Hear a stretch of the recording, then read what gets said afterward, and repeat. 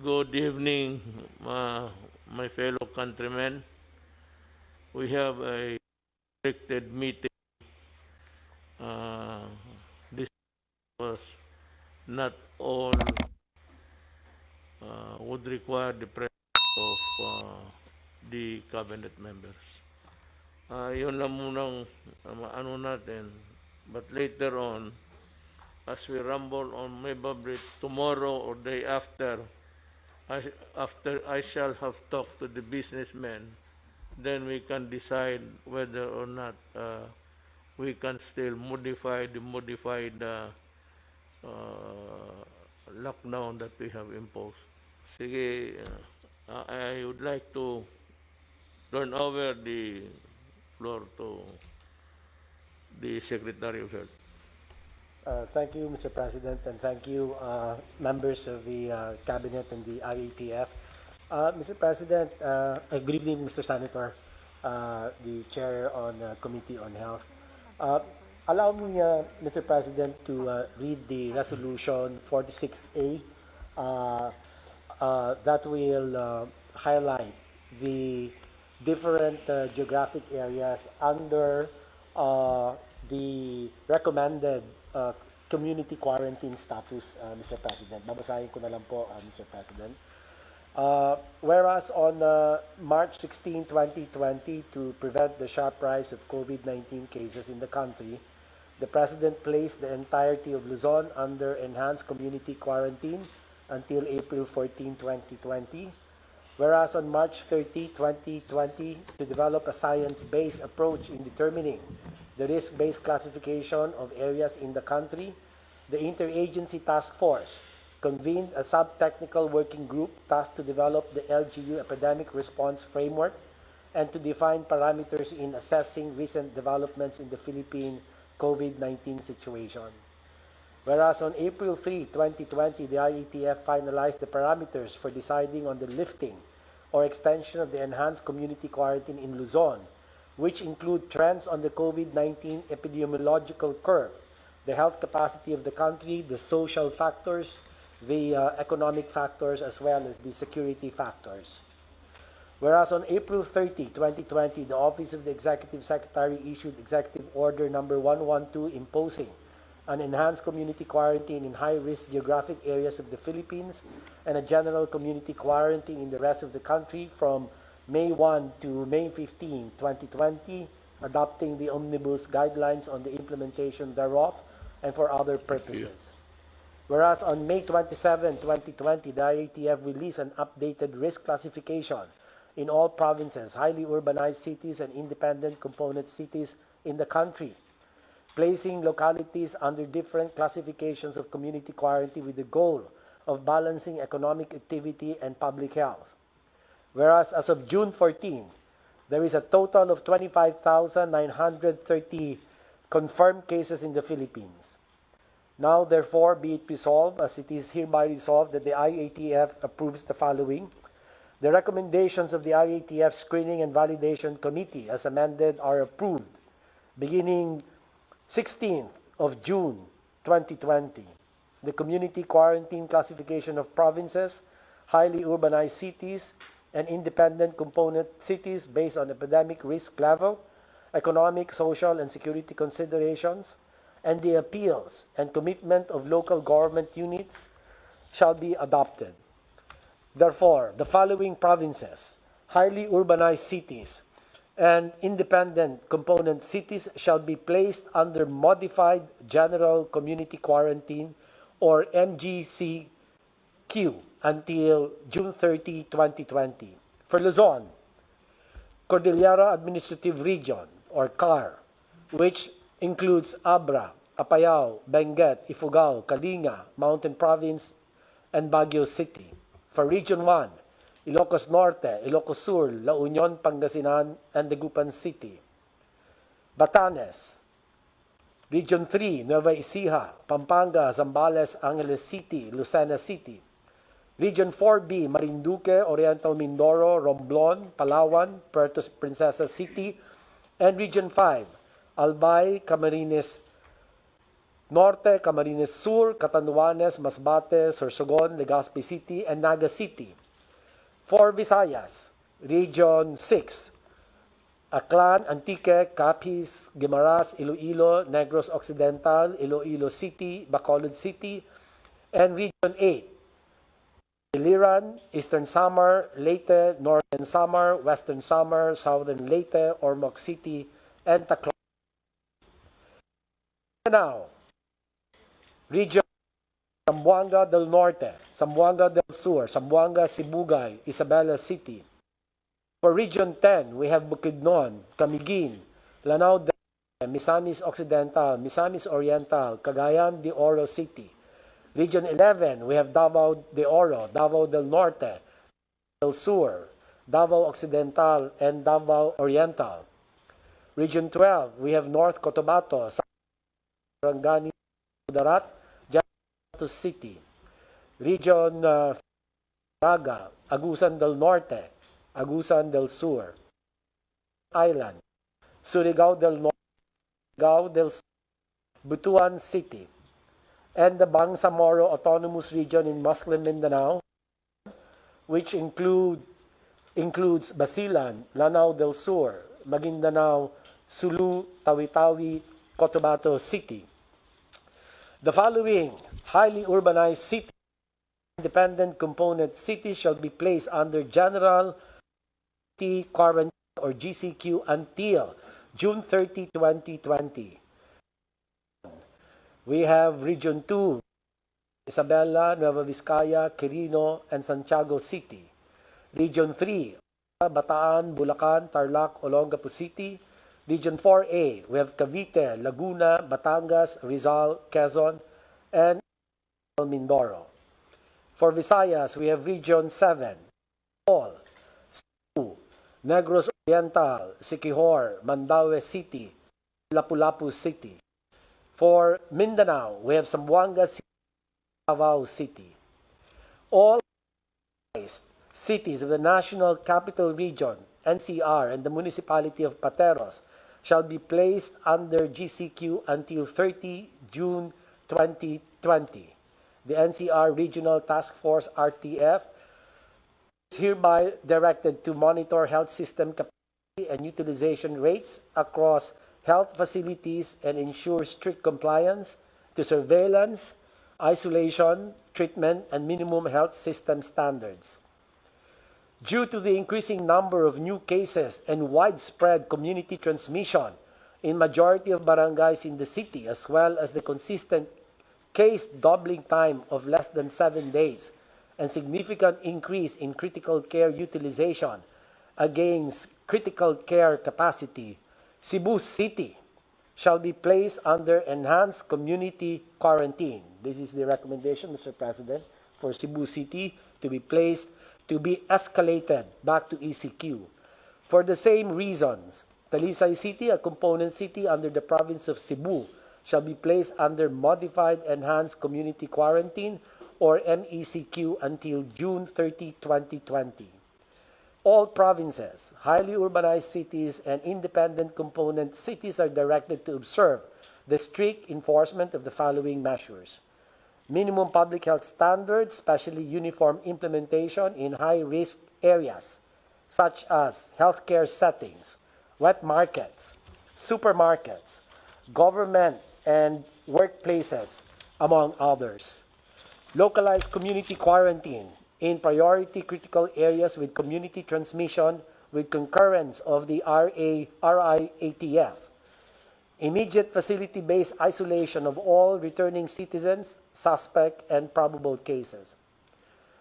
Scaling up of local health system capacity, especially for community isolation and critical care, including dedicated mechanical ventilators, ICU, isolation and ward beds for COVID-19 cases. And last but not least, submission of complete and accurate data through COVID Kaya and DOH data collect. The regional COVID special teams, in cooperation with the regional task force, are directed to A. Oversee and assist surveillance monitoring and contact tracing of suspect and probable cases with full mobilization of composite teams in areas with continuous transmission. Develop a ground operations plan to urgently execute control and public health measures in the next 2 weeks. Sir, Mr. President, this IETF has been approved during the 46th Interagency Task Force meeting today, as reflected in the minutes of the meeting held this 15th of June 2020 via video conference. So these are signed by the chair of IETF and the co-chair, Secretary Carlo Alexi B. Nograles. Thank you, Mr. President. We will talk about education, but the most pressing problem, or the most question, the question most asked is why is it that there is only a small drop in the tuition fees even with this new learning setup? You can answer that later, and you can have your own order of talking, ma'am. Good evening, Mr. President. Good evening, Senator Bong. And good evening to my colleagues in the cabinet. Mr. President, we in DepEd are truly appreciative of this opportunity to brief you on the latest developments in education, because education is everyone's business, from the parents to the business people and of course our learners and our teachers. I would like to take up three items with you in my presentation. One is we'd like to share with you the latest enrollment data. Mr. President, we started enrollment period June 1 to 30 online. And as of in our presentation, we had a brief battle of quotes from you with media. Some parts of media would say the president says that you are like this, you are like that, and then I answer back with an exact quote of what you said during our last briefing with you last May 28. But thankfully that issue has now been resolved, because media is now busy with other concerns, especially court cases. Sagutan, parang religious debate, Mr. President, na sagutan about the same source. Sabi ni President ganun, tapos kami naman, sabi ni President ganyan. But we took your exact words. Anyway, insofar as enrollment, Mr. President, are concerned, enrollment numbers, we started enrollment June 1, and right now, supposedly the 15th day of the month, but it's actually mga 12 days lang ito, including the holidays, 11 days. It's already 10,654,795 learners, 10.6 million enrolling online with their parents, because we are not allowing any physical enrollment. The highest, of course, is ang highest is region 4A, and then you have region 3 and region 4. At the same time, also, those who are most vocal and about their concerns on the opening of school, Mr. President, are of course the LGUs, because education takes place in their territory. So now LGU support has been coming in, and every day we get messages of support from local government units, because we have been aggressively informing them of what our learning continuity program is about.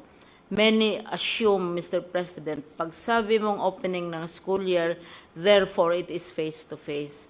And we have been saying that since May 8, pero it takes time for the idea to sink in, because usually pag opening ng school, we always think face-to-face or in-person enrollment. So we have an increasing number of local government support already. And also with the approval, the consent of the ILG Secretary, we met with 10 associations or leagues of local government in the Philippines, including League of Provinces, League of Cities, League of Municipalities, Liga ng Barangay, League of Vice Governors, board members, etc. And we met with them for 5 hours, Mr. President, and answered their concerns about what this enrollment is all about. Mr. President, we also have, since May, we have April, we already started a roadmap because we had to select or identify a date, Mr. President, because we cannot keep people hanging. We have to have a target, we have to have a goal in view of all these developments. So as early as several months ago, we already consulted. We consulted nearly 800,000 respondents as to what is the appropriate date and what they would prefer. And August consistently came out because it's the closest to what the law says. So right now, mayroon na kaming roadmap, Mr. President, which we started May and June, remote enrollment, etc. Last time I was with you, Mr. President, I briefed you on the what a blended enrollment, blended curriculum is all about. First, it can be through a ICT platform. By the way, questions were raised as to why did we not use the UNICEF platform? Because UNICEF developed platform for other countries. The reason, Mr. President, is we already have a platform. And when we had a talk with UNICEF, sabi nila, we have a platform and there's no need for them to do it for us. And they are also giving us assistance, especially in the operation of this platform. Pero hindi na nila pinilit yung kanilang platform which they're doing for Ukraine and other countries. Now, sinabi na natin, Mr. President, kung hindi pwede sa online, kung pwede sa cellphone. There are 179 million cell phones, more humans than cell phones in the country. And I see a lot of cabinet members, hindi ko lang kaya, hindi ko sila ma-match, attending IATF meetings from their smartphones. And so mas marami yung cellphones kaysa tao. So kung hindi pwede yung platform, pwede sa cellphone. The other, which is attracting a lot of attention from other countries, is the use of television. Right now, there are many programs already on television because the law requires that 15% of airtime for television should be devoted for children. Sisingilin natin ito. So, all these possibilities, pero talagang kung wala talaga, Mr. President, walang internet, walang cellphone, walang TV, walang radio, yun sinasabi nating IBM that it's better manual. So we are producing also learning modules, but the children should not be going out to get the learning modules.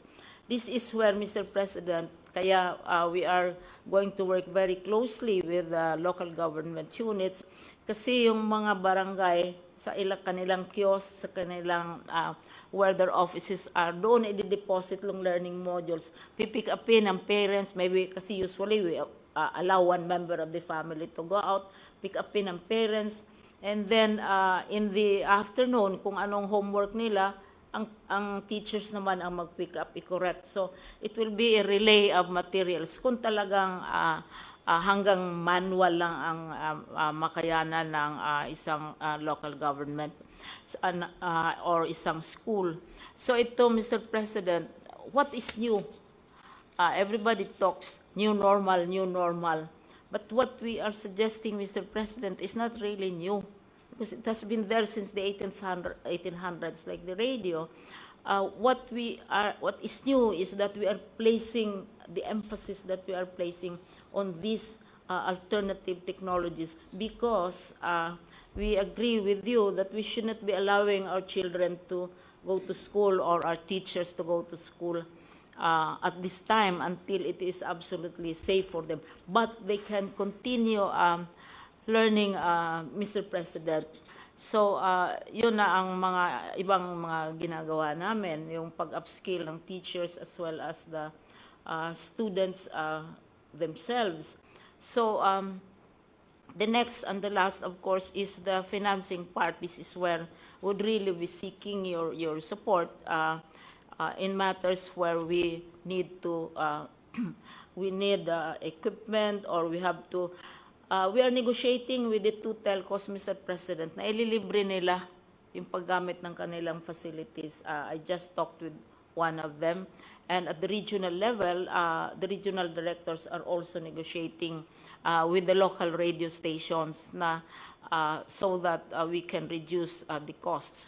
So we hope, and what we are asking, Mr. President, is ang appeal namin to allow us to continue our preparations based on the roadmap, kasi target namin August 24, no face-to-face on August 24 opening, to allow us to continue our preparations, kasi nakabuelo na kami, Mr. President. If suddenly we pull to a stop, then baka madapa kami.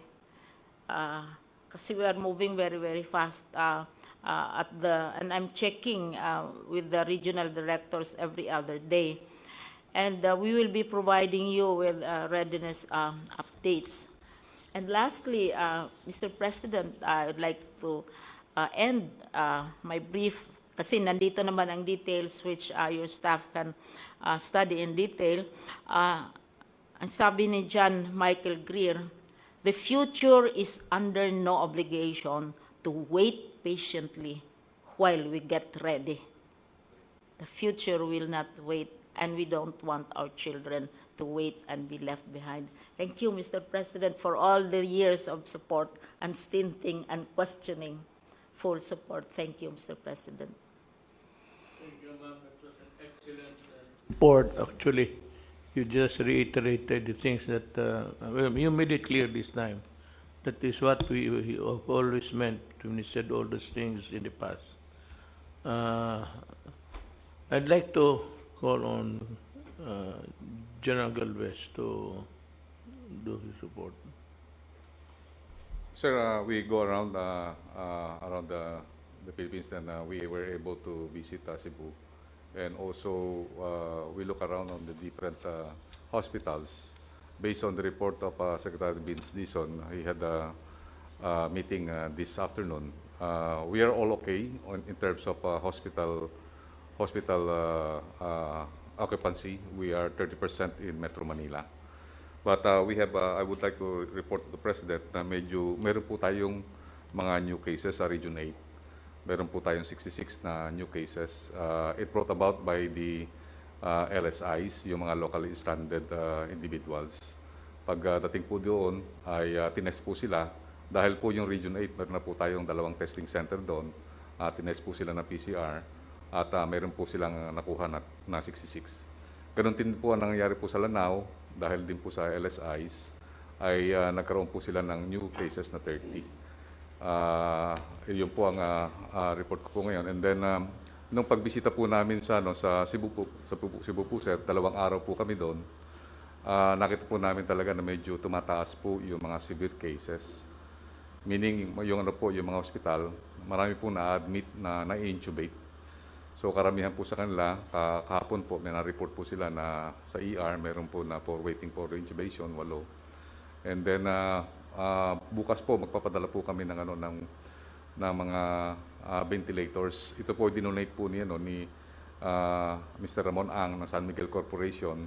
Tinanggap po namin ni SND, more than 55 high flow nasal cannula. Ito po ay ginagamit po para sa oxygenation, at ito po ay isa sa magandang protocol na ginawa po ng PGH.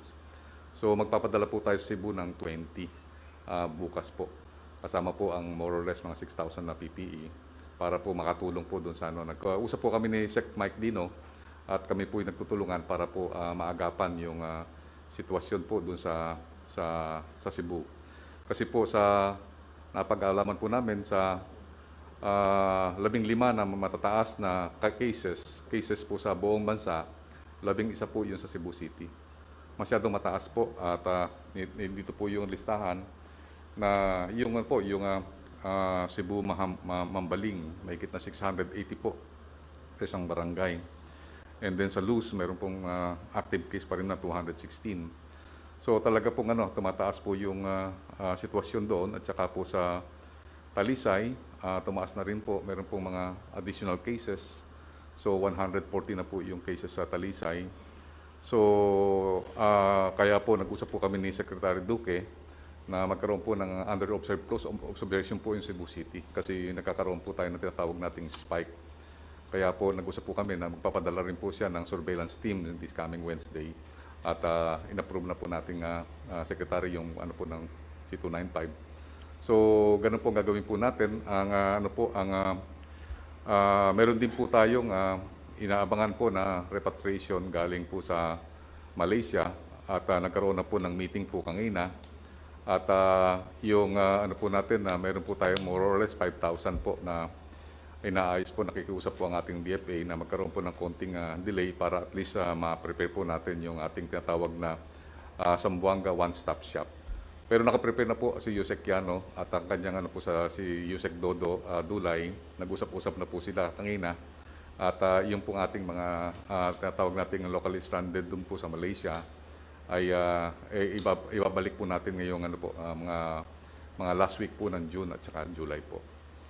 Yun lang po, mahal na Presidente, ang aking may report sa inyo ngayon. At ako po ipupunta rin po sa Region 4A dahil ang Region 4A po medyo nakita po natin hindi pa ho gano'ng nag-i-improve yung kanilang mga sitwasyon. At nung last time po, nanggaling rin po ako sa Region 3, maganda po ang sitwasyon sa Region 3. Mukhang nag-i-improve po ay yung sitwasyon ng mga different provinces. Yung Bulacan lang po ang medyo tumataas pa rin po yung sitwasyon. Pero sa lahat po ng sa Luzon, maganda po ang sitwasyon sa Luzon. Kaya po mga karamihan po nag-MGCQ na po lahat. At bago po ako matapos, happy birthday po Senator Bongo. Thank you for the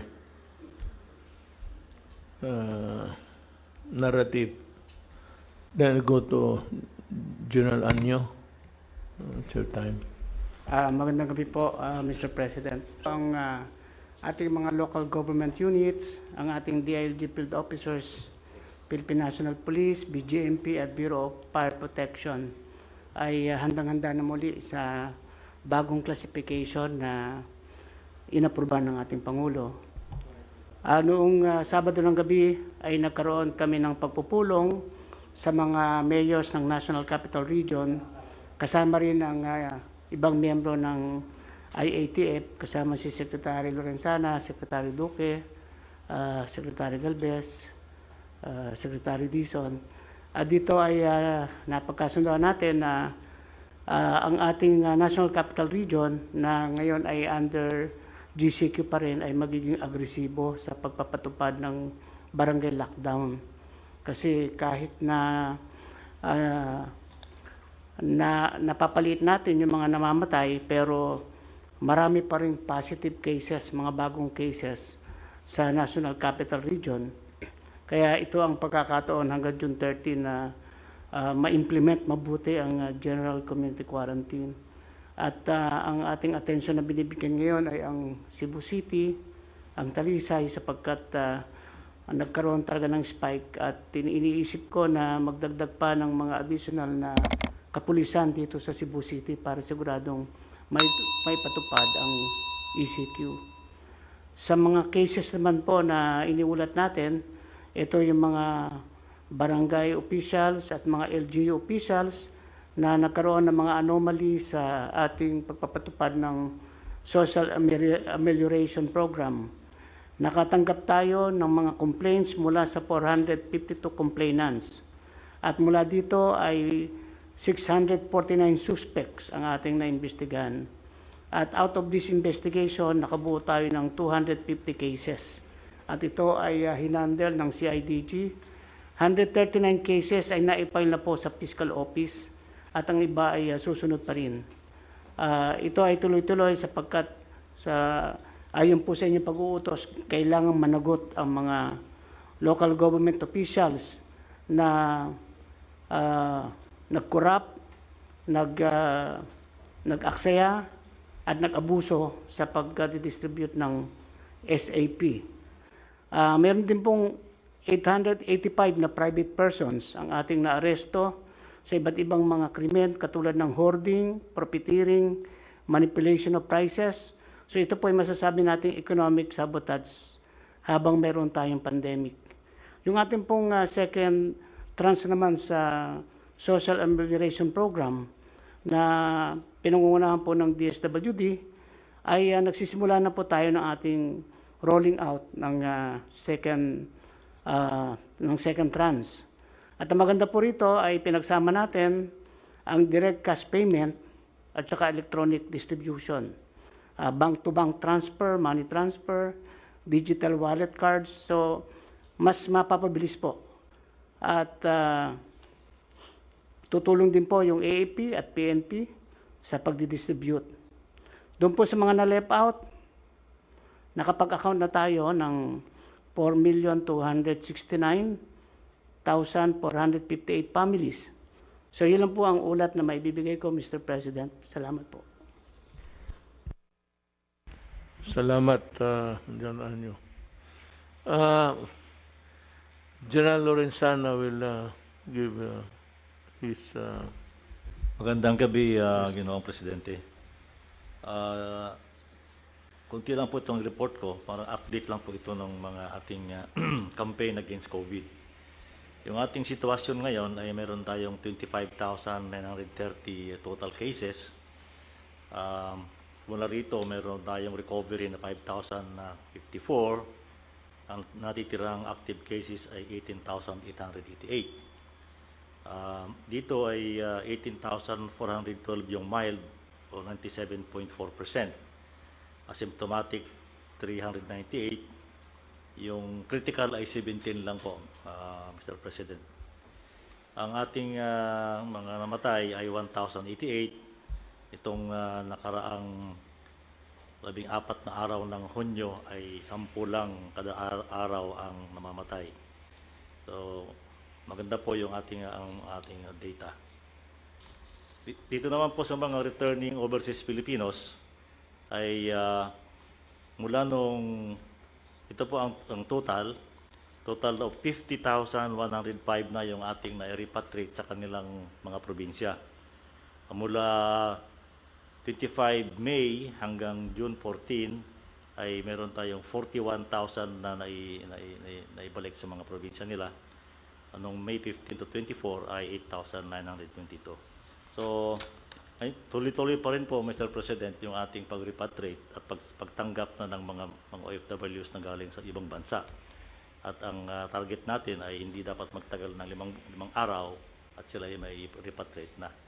So, yung Clark ng isang linggo, itong nakaraang linggo, ay nakapag-repatriate sila ng mga OFWs na galing sa ibang bansa sa loob lamang po ng 3 araw. Yun lang po, Mr. President. Thank you. We will call now the Press Secretary to sum up all his report. Yes, sir. Maraming salamat, Mr. President. Ngayon po ay naaprubahan niyo na po ang recommended na mga klasifikasyon ng iba't ibang mga riyon at syudad dito po sa ating Pilipinas. Ang pinakamataas pong classification na ECQ ay may impose po sa syudad ng city. Ang modified ECQ po ay may impose sa Talisay City. Ang Metro Manila po, kasama po ang karamihan ng mga lugar po sa Central Luzon ay mapapabahagi po sa GCQ. Ito po ang Metro Manila sa Region 2, Region 3 at 4A. Sa Visayas po, ang mga nasa GCQ pa rin ay ang Region 7, kasamang Bohol, Province of Cebu, Negros Oriental, Siquijor, Mandawi City, Lapu-Lapu City, at sa Mindanao po ay Zamboanga City and Davao City. So ang pinagbasihan po ng ating IATF ay yung tinatawag na case doubling rate at saka yung critical care capacity po. At as explained po by our Secretary of Health, yung mga lugar po na binalik sa ECQ at sa MECQ ay masyado pa pong mataas ang case doubling rate at nasa danger zone din po ang kanilang critical care capacity. Ang ibig sabihin po nito, wala hong masyadong magbabago dito po sa Metro Manila at sa iba pang parte ng Luzon na nasa GCQ. Bagamat karamihan po ng probinsya natin ngayon sa buong Pilipinas ay nasa modified GCQ na. Ganun pa man din na Mr. President, meron pa rin po tayong mga community quarantine sa buong Pilipinas. Hindi pa po tapos ang banta ng COVID-19 dahil wala pa pong bakuna at wala pa pong sakit. At pinaalalahan po natin ang ating mga kababayan na habang wala pa pong bakuna at wala pang gamot, kinakailangan manatiling malusog, social distancing, wearing of mask, paghuhugas po ng kamay. Salamat po. That winds up our meeting for tonight. I suppose everything has been taken up.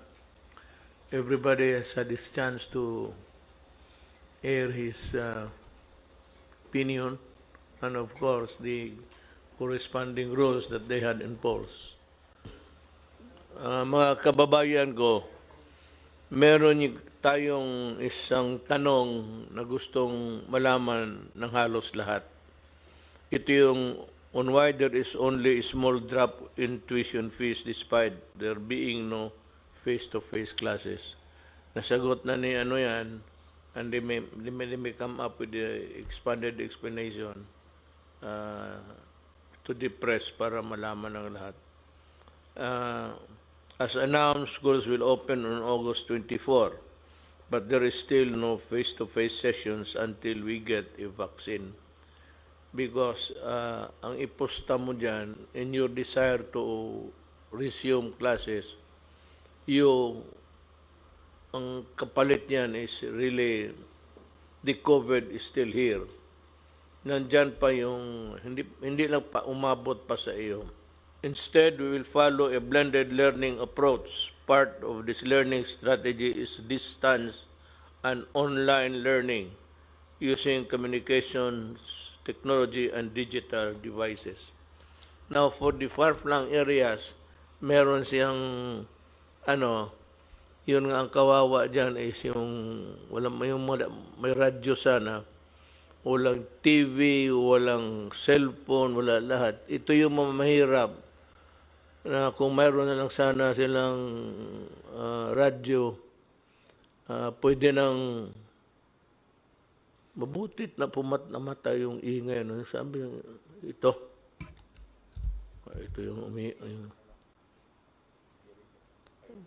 yung air prisoner para hindi kami magka-COVID. Ang problema nito, makapag-uwi namin, mag-chill na kami.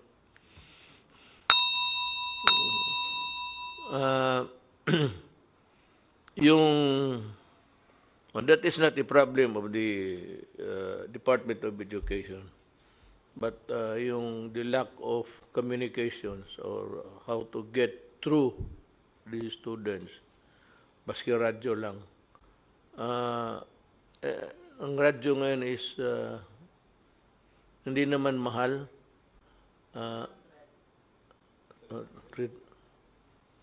Will by 300 sabi ni Secretary Briones.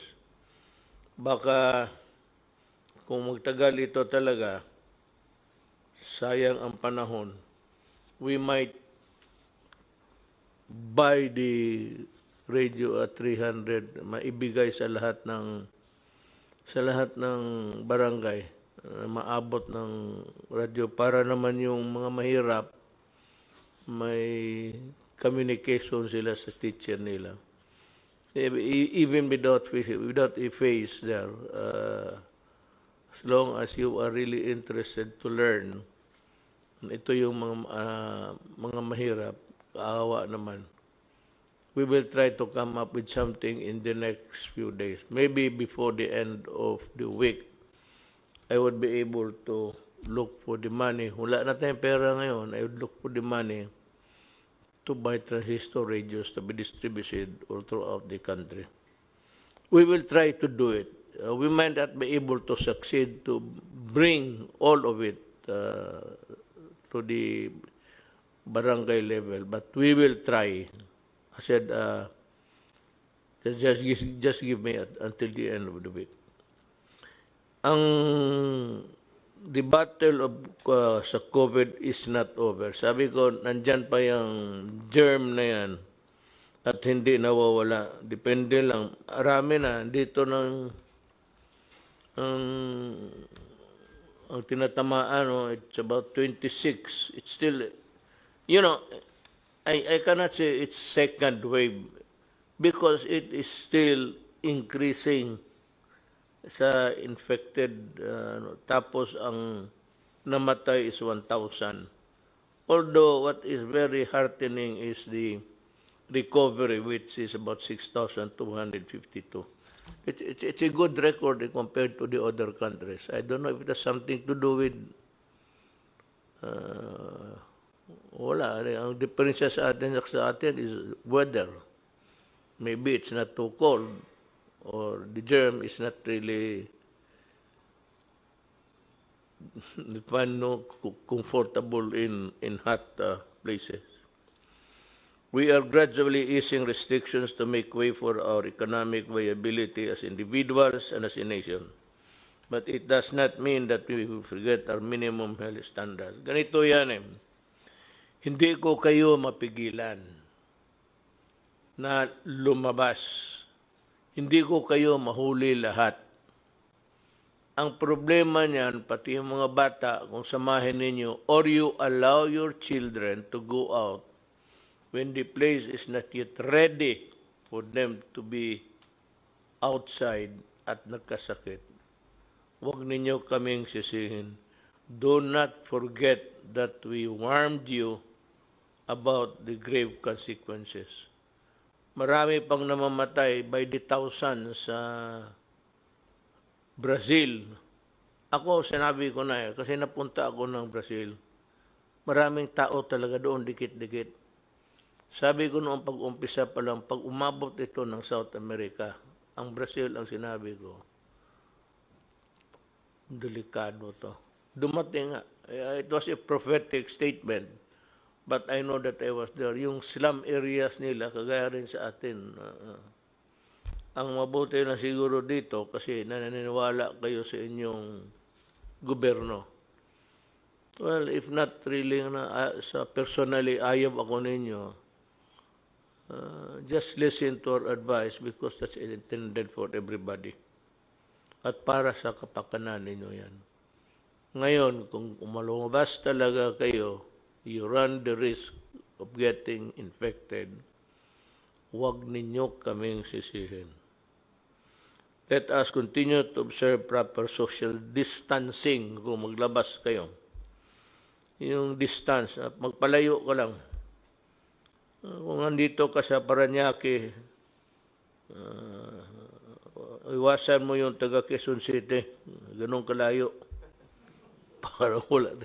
I'm joking. Nagpapatawa lang ako kasi inaantok na kami. Kanina pa kami dito Frequent hand washing. Kung wala to alcohol, mura lang man ito. Or, come to think of it really. Maghugas ka lang ng kamay ng sabon. Yung ordinaryo lang na sabon, I do not have to mention the product, but yung sabon na panlaba, yung just on the safe side. Pag sabi niya, magsabi ka, kasing puti na nandamit ang kamay mo. yung may advertisement niyan. Mari, masyadong paputi ang labada mo. Hindi labada ho yan, kamay ko yan. Bear in mind that you have a part in our collective effort to prevail against the pandemic. Magkaisa talaga tayo dito. Kaya kung isa-isa tayo, wag tayo sumunod sa iba kasi yung iba, they're suffering. Especially those who declared na pwede nang lumabas when knowing all along na nandyan pa ang COVID, hindi pa nawawala.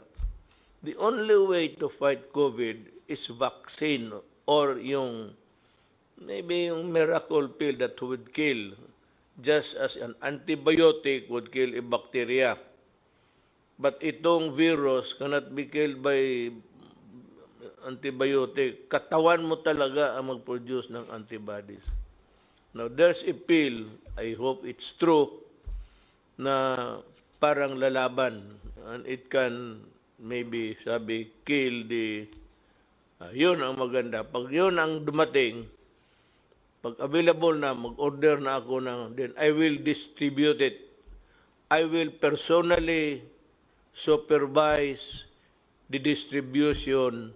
Ako mismo, I will supervise the distribution of the whatever there is para to guarantee that everybody gets a fair share of the medicines and the medical care. With that, I would like to say daghang salamat sa inyong tanan.